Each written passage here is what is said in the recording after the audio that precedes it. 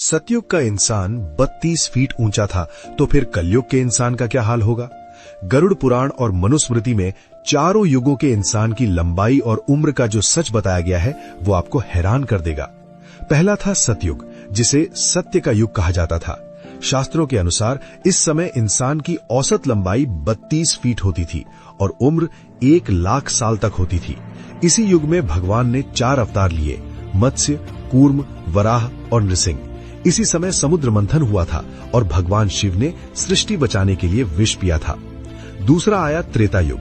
यहाँ धर्म थोड़ा कम हुआ, इंसान की लंबाई घटकर 21 फीट रह गई और उम्र 10,000 साल हो गई।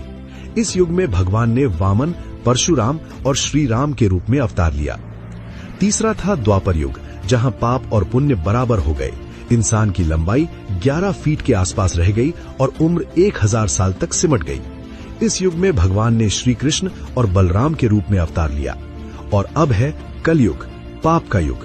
यहाँ इंसान की औसत लंबाई सिर्फ 5 से 6 फीट और उम्र घटकर 60 से 70 साल रह गई है। पुराणों में लिखा है कि कलयुग के अंत तक इंसान की उम्र सिर्फ 20 साल रह जाएगी और कद केवल 1 फीट का होगा।